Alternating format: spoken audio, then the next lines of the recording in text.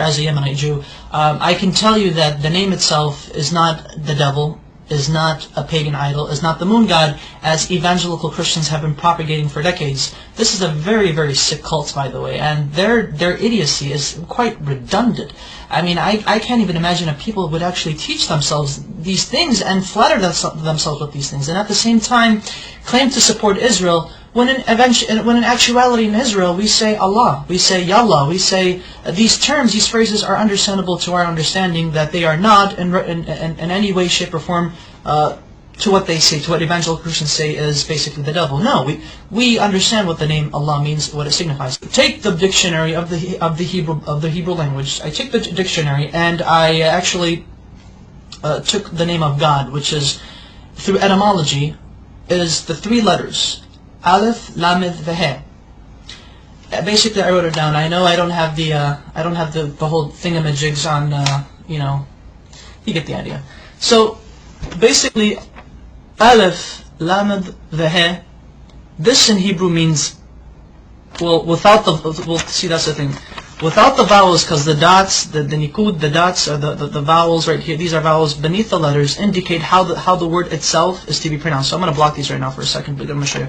This right here, in my understanding, because I'm going to say what it is, this says God. Elah is God in Hebrew. Now, with these two right here, with these two vowels, this is the Fatah Sagol, Fatah Sagol. This would indicate that this would turn the word God, which without these vowels it would be God, Elah.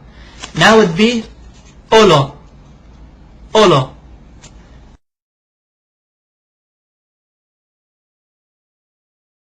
Olo means a curse, an oath, or a covenant.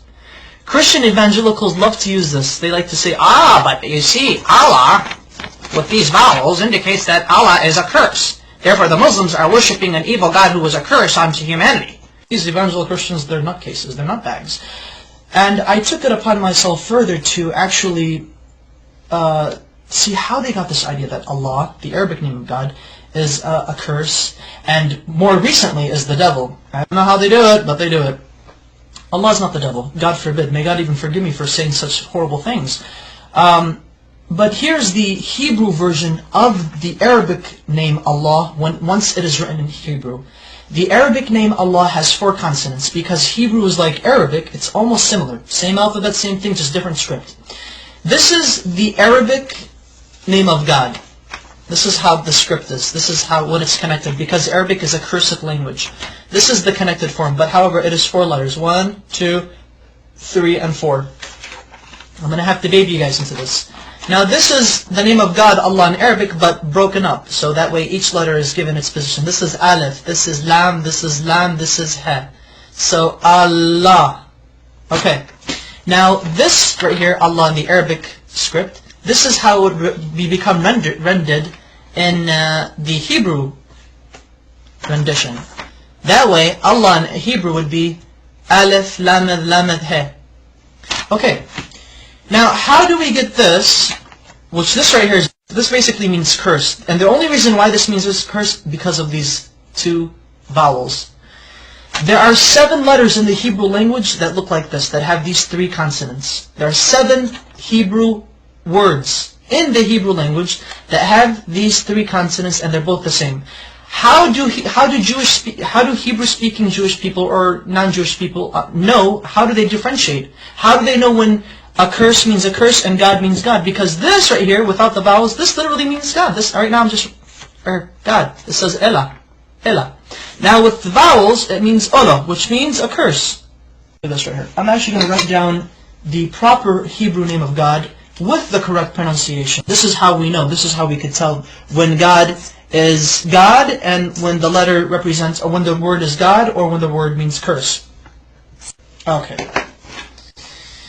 There we go. Notice the symbol, notice the vowels.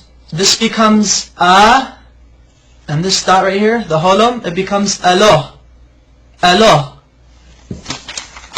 Olo, and Alo. Olo, Alo. Can you see the difference? This right here, though they have the exact same letters, Exact same letters. Everything is rendered the same thing. However, the use of vowels in the Hebrew language allows us to make distinctions between the understandings of what the words mean, what they imply. This may mean curse, but this at the same time may mean God. Okay, that's fine. In Arabic, God can also be written without using two L's. So it could actually be Alif, Lam, Vahe. So, Ilah, which is the exact same thing as Allah.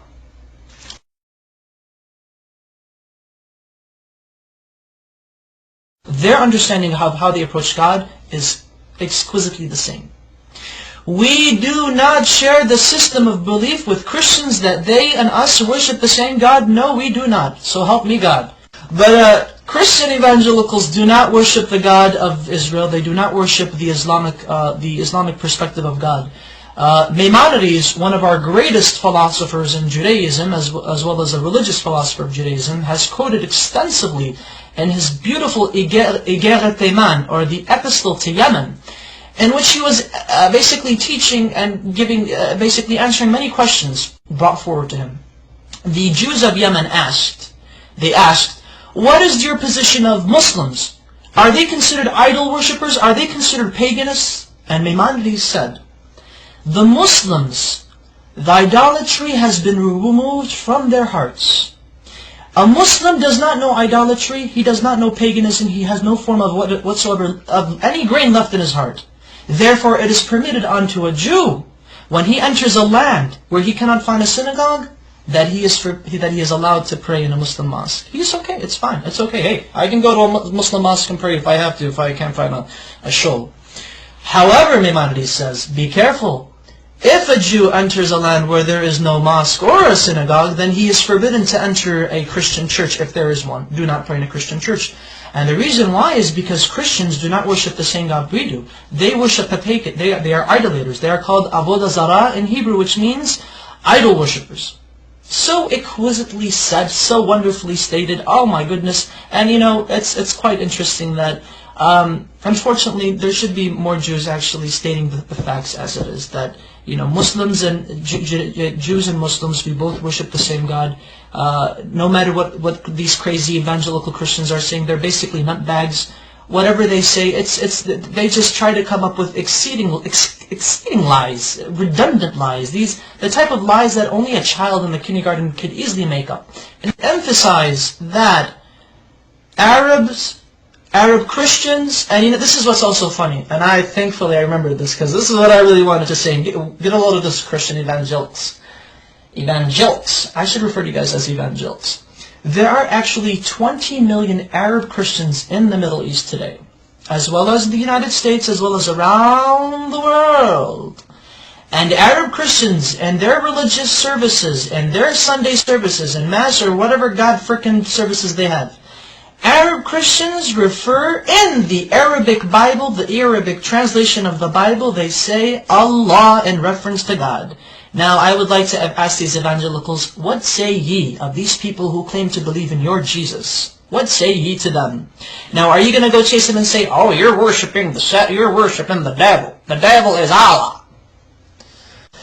Just let you know that classical Arabic is very close to classical Hebrew, biblical Hebrew, as well as classical Aramaic.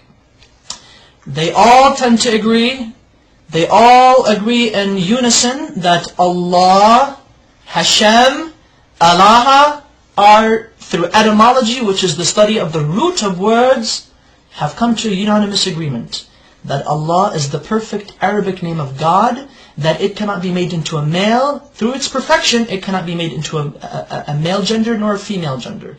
Rather, it is a neutral personification, not personification, but rather a neutral attribute to God. Such wonderful history.